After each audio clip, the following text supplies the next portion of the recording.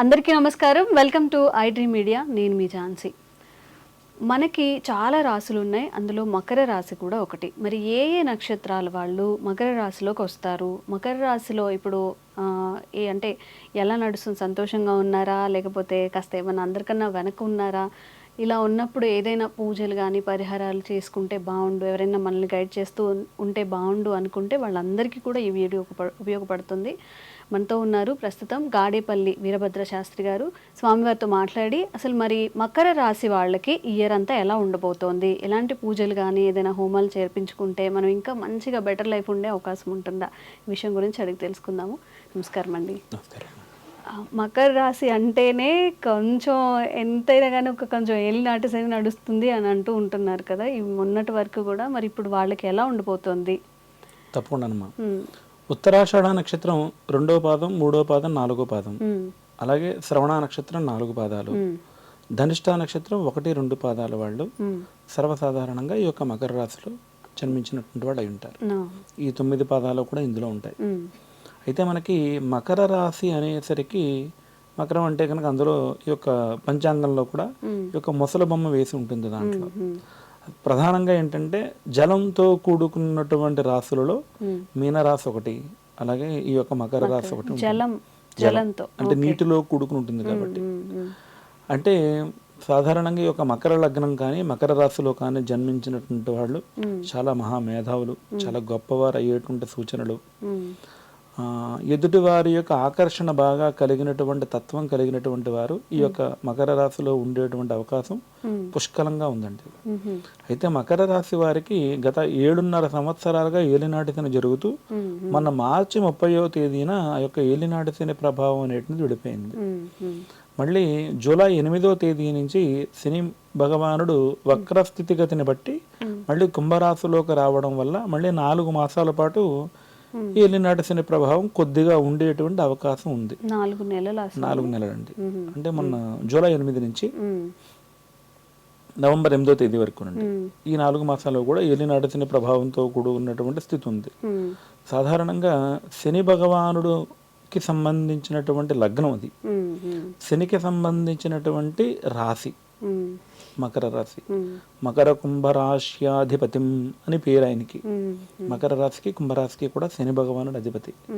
ఈ యొక్క మకర రాశి వాళ్ళకి శుక్రుడు అనుకునేటువంటి గ్రహం బాగా యోగించేటువంటి స్థితిని కలగజేస్తుంది. అలాగే ఈ యొక్క మకర రాశిలోనే శ్రవణ నక్షత్రం ఉంది. అది సాక్షాత్తు మహావిష్ణుమూర్తి వారు జన్మించినటువంటి నక్షత్రం. శృణ్వంతి శ్రోణాం అమృతస్య గోపాః అని చెప్పి చెప్పబడింది.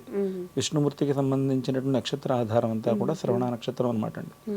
అయితే ఈ యొక్క మకర రాశి జాతకులకి సంబంధించి యథార్థంగా ఏలినాటి శని అనేటువంటిది విడిపోయింది. ఏలినాటి శని నడిచినా సరే మకర రాశి వాళ్ళకి పెద్దగా ఇబ్బంది లేదు. ఎంచేతంటే సొంత రాశ్యాధిపతి. ఎవరైనా సరే ఒక చెట్టు కొమ్మ మీద కూర్చుని ఆ కొమ్మని ఎవరు కూడా నరుక్కోరుగా. సాధారణంగా ఆ యొక్క ప్రభావం ఉంటే ఉండొచ్చు, కానీ పెద్దగా ఇబ్బంది శని వల్ల మాత్రం కలిగే అవకాశం అయితే లేదు. అయితే ఇప్పుడు ఈ యొక్క జూన్ 15వ తేదీ నుంచి, మొన్న 2025 జూన్ 15వ తేదీ నుంచి రాహుకేతువుల యొక్క దశ దిశల్లో భాగంగా రాహు అనేటువంటి ఆయన మీనరాశిలోంచి కుంభరాశిలోకి వచ్చారు. అలాగే కేతువు అనేటువంటి ఆయన కూడా ఇప్పుడు సింహరాశిలో నడుస్తున్నారు.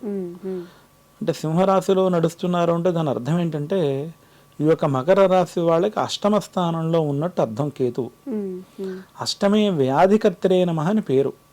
కేతువు కానీ రాహు కానీ 8వ స్థానంలో ఉంటే కొన్ని వ్యాధులు ఇస్తూ ఉంటారు అని ప్రమాణం. అటువంటి స్థితి ఈ యొక్క విశ్వావసు నామ సంవత్సరంలో జూన్ 15వ తేదీ నుంచి ఆ యొక్క 8వ స్థానంలో నడిచినటువంటి కేతువు వల్ల కలిగే అవకాశం ఉంది. అలాగే దానికి సంబంధించి ఈ యొక్క రాహుగ్రహం కూడా ధనస్థానంలో కుంభరాశిలో ఉంది. అది పెద్ద ఇబ్బంది కాదు మకర రాశి వాళ్ళకి. అంటే అక్కడ శని భగవానుడు ఇచ్చే ఫలితాలే రాహుగ్రహం ఇస్తుంది కాబట్టి అక్కడ మంచినే ఇస్తారు తప్ప చెడు ఇచ్చేటువంటి అవకాశం ఏం లేదు. అలాగే 3వ స్థానంలో శని భగవానుడు సంచరిస్తున్నాడు ఇప్పుడు. అంటే ఏలినాటి శని ఓడిపోయి 3వ స్థానంలో నడిచేటువంటి శని భగవానుడికి సువర్ణమూర్తి అని పేరు. అంటే మంచి చేసే అవకాశమే ఎక్కువ ఉంటుంది మకర రాశి వాళ్ళకి ఈ యొక్క స్థానంలో.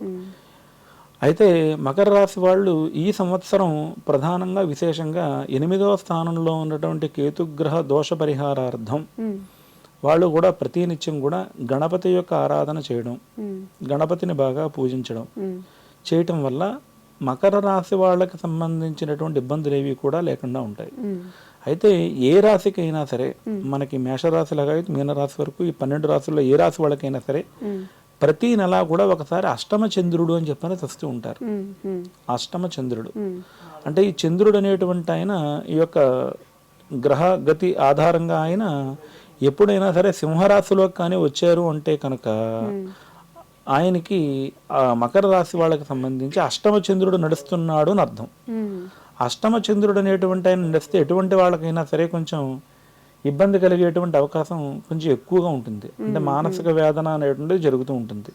కనుక ప్రతి నెల కూడా ఆ యొక్క మకర రాశి వాళ్ళకి సింహరాశిలోకి చంద్రుడు ప్రవేశిస్తున్నాడు అన్నప్పుడు ఖచ్చితంగా వాళ్ళు శివారాధన చేయడం, శివుణ్ణి బాగా ఆరాధన చేయడం వల్ల ఇబ్బందులు లేకుండా ఉంటాయి.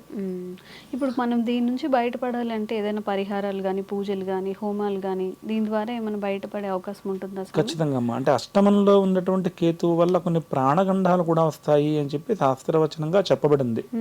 8వ స్థానంలో ఉన్నటువంటి కేతువు వల్ల కొంచెం గండాలు కూడా ప్రాణస్థాయిలో చూపిస్తూ ఉంటాయని చెప్పి శాస్త్రవచనం.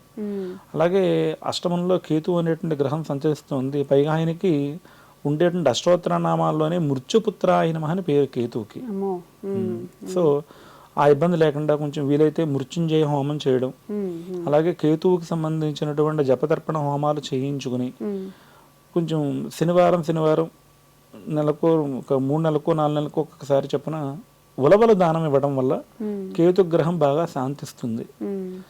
వీలయ్యి అవకాశం ఉన్నటువంటి వారు కొంచెం మృత్యుంజయ హోమం చేయడం, అలాగే కేతువుకి సంబంధించినటువంటి హోమం చేయడం, అలాగే గణపతి హోమం చేయడం వల్ల కేతుగ్రహం వల్ల కలిగేటువంటి ఇబ్బందులు వీళ్ళని పెద్దగా తాకకుండా ఉంటాయి.